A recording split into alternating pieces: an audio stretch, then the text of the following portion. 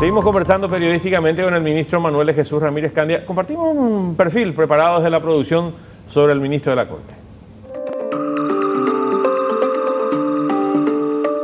Manuel de Jesús Ramírez Candia, nacido el 28 de mayo de 1964, fue elegido ministro de la Corte Suprema de Justicia por la Cámara de Senadores para cubrir la vacancia que dejó Alicia Pucheta. Es integrante de la Sala Penal, responsable de las circunscripciones judiciales de Guairá y Caazapá. Ramírez Candia es doctor en Derecho, máster en Administración Pública y docente. Fue miembro de la Convención Nacional Constituyente de 1992 y asesor jurídico de varias instituciones públicas, como las municipalidades de Capiatá y Pedro Juan Caballero. En cuanto a su incursión partidaria, fue presidente de la conducción de la Juventud Liberal Radical Auténtica en el año 1987 y 88. Doctor Ramírez Candia, ¿qué opina del caso Baqueta? De lo que él comunicó a través de su cuenta en Twitter, habló de la injusticia de un proceso, habló del deseo de que salga en libertad muy pronto un procesado, correligionario de él, ¿verdad? Digamos amigo y todo, pero bueno, él es juez de jueces, ¿verdad? Entonces, ¿qué piensa usted? Yo creo que el propio senador Baqueta ya reconoció que sus afirmaciones no fueron correctas. Creo que fue una afirmación que no correspondía en razón de su función de juez de jueces, y creo que él reconoce esa situación, por eso ha tomado la actitud que actualmente está tomando, ¿verdad? Ahora, ¿debe tener alguna consecuencia esto en el jurado? ¿Debe claro, dejar el jurado? ¿Debe dejar la presidencia del jurado? ¿Debe haber consecuencias? Eso ya tendría que evaluar la gente que integra el jurado. ¿Pero usted como ministro tiene alguna opinión? Sí, efectivamente. Yo creo que no es para la imagen de la institución. Cuando uno incurre en una situación de esa naturaleza, tendría que apartarse un poco, porque es una cuestión grave y afecta la imagen de la institución fundamentalmente. ¿Tiene que apartarse entonces? Sí, yo creo que sí. Yo creo que sí, cuando se incurre en situaciones de esta naturaleza, uno tiene que saber, y más todavía cuando se reconoce el error, se tendría que tomar una decisión de esa naturaleza. Quiero ir ya a la cuestión de fondo, hablando de este caso, pero a la cuestión de fondo. La famosa relación político-justicia, justicia-políticos, el deseo del político de tener más controlado al sistema judicial y el deseo de quien integra el sistema judicial de que el político no tenga tanto control. Me refiero, por ejemplo, a la integración de órganos como el jurado, o como el Consejo de la Magistratura, y usted fue convencional constituyente. ¿Hacia dónde hay que ir? ¿Cuál tiene que ser la dirección? ¿Están bien diseñadas nuestras instituciones hoy, la integración de congresistas en estos órganos? Yo recuerdo que lo hablamos antes de que fuera ministro, pero para refrescar esos conceptos. Sí, yo siempre digo que una cosa es el proceso de designación, que generalmente en todos los países tiene un condicionamiento, condimento político, llámese Estados Unidos, Brasil, Paraguay, Argentina. Lo importante es que las decisiones de quienes ya ejercen la función jurisdiccional no tenga ese condicionamiento político. Y eso depende mucho de la formación, de la valentía, del coraje que puede tener el magistrado judicial. Nuestro sistema inclusive es un poco mejor que otros países, porque acceder a cargos como de Corte Suprema implica en cierta forma una participación ciudadana. ¿Por qué? Porque hay un proceso de selección del Consejo con participación ciudadana que puede inclusive formular denuncias, etcétera, cuestionar a los candidatos. Después hay una elección como cualquier otro país, es cierto, con condicionamiento político, pero como digo, ese proceso de selección que tiene su condicionamiento político es una etapa que se debe superar. ¿En qué sentido? Cuando uno ya accede al cargo, ya tiene que saber que su único instrumento de legitimidad es la aplicación de la ley. Y un autor decía, el poder judicial por eso no es un poder democrático, porque su legitimidad no está en la voluntad popular, sino está en la aplicación del ordenamiento jurídico. Y eso es lo que hay que entender. Y eso es lo que va a consolidar la independencia de los jueces frente a la clase política. Porque a veces, hasta si se quiere, es normal que la clase política pretenda ejercer presión.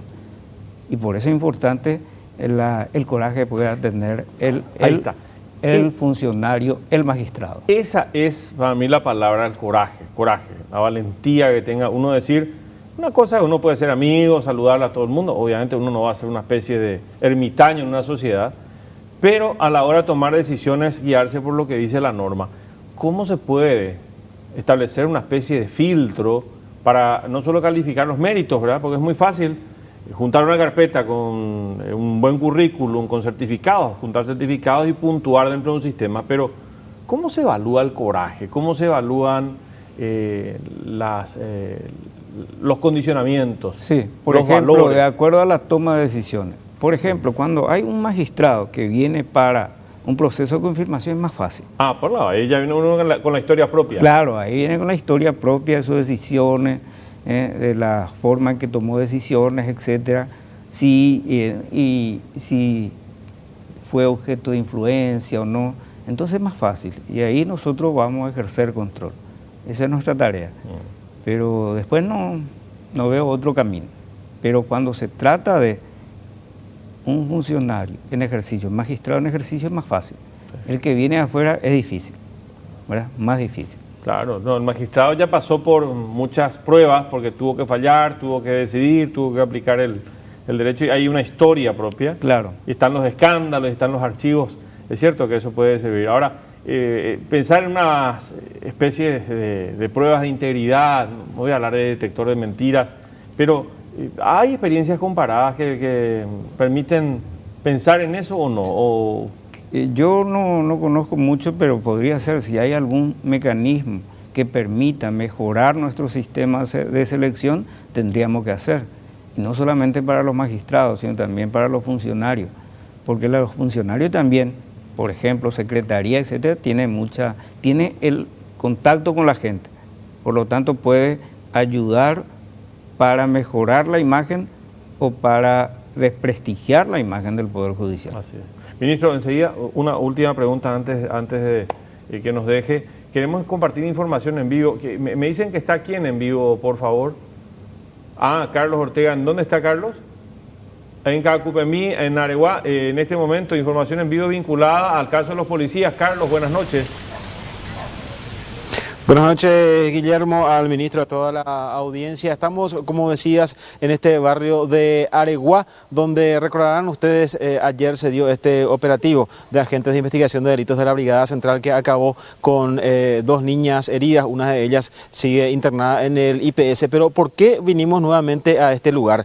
Porque agentes justamente de la Policía Nacional lograron ubicar el vehículo Toyota Vitz 2002 que fue robado en la noche del domingo en jurisdicción de la Comisaría Tercera, específicamente en zona del IPS de Luque. Ayer estaban buscando ese vehículo y a los autores de este robo y fue ahí que se dio este operativo. Hoy continúa el operativo y se logró ubicar la casa donde ya estaban desarmando este vehículo Toyota Vitz color blanco año 2002 y vamos a mostrar con ayuda del camarógrafo Andrés Peralta. Hace minutos nada más apagaban ya las luces de esta vivienda. Cuando veían la presencia de la prensa, ya agentes de la Policía Nacional también hace cuestión de horas que están aquí montando guardia esperando a la fiscal Cintia Espínola. La presencia de la agente del Ministerio Público se espera aquí en esta vivienda para proceder al allanamiento. Esta es la vivienda aquí en el barrio Cacupemí de Areguá, donde se encuentra en el interior de esta vivienda está este automóvil Toyota Vitz ya en proceso de desarme. Y está justamente con nosotros aquí el propietario de este vehículo, el que sufrió este robo a mano armada en la noche del domingo, Ricardo Miño. Estamos en vivo para ABC TV. Si podés detallarnos, por favor, cómo se dio el robo en la noche del domingo. Bueno, pasó que nosotros estamos ahí en una plaza pública, de los cuales está detrás mismo del IPS de Luque. Estamos jugando ahí, es un lugar amplio, un lugar abierto, que normalmente se suele jugar ahí, ¿verdad? De los cuales agarramos, terminamos el juego y mi hermano se sentía mal. Entonces yo me fui en la furgoneta y mi hermano llevó su vehículo, ¿verdad?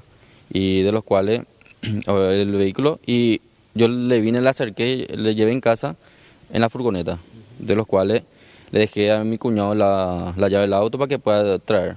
porque yo le dejé todo encendido y venía, se subió él.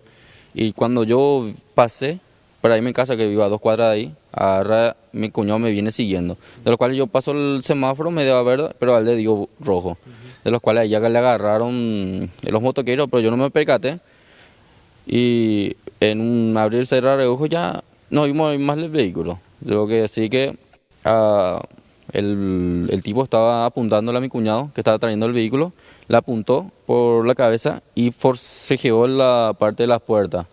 Y ahí le empujaron, le tiraron hacia allá y, como te digo, eran como 4 motociclistas. Uno estaba armado, los otros tanto con el casco, con kepi algunos.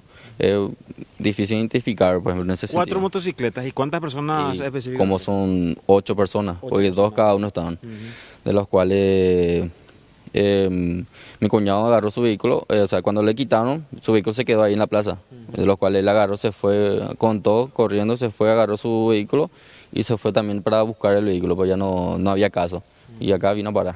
Bueno, la buena noticia es que está tu vehículo acá, Ricardo, pero ¿en qué condiciones se encontró ya tu vehículo? Y está la parte estética, por ejemplo, está todavía completo, pero la parte de adentro, la caja, no sabemos si están los celulares, porque está el celular mío, de mi hermano, o sea, cosas de valor, tenía llanta deportiva, tiene una caja, ese ya están todos en otra casa, ¿entendés?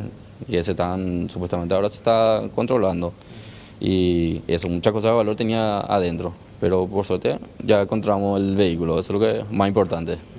Bueno, muchísimas gracias, Carlos. Ricardo Miño, el propietario de este... Sí, te escucho. Una consulta, Juan. Carlos. Sí, ¿Hay te alguien escucho, en Guillermo, esa, disculpe. ¿Hay alguien en esa casa, Carlos? ¿Hay alguien en esa casa en este momento? Sí. Y Hay no se personas puede en entrar esta porque no hay casa, una orden justamente. judicial.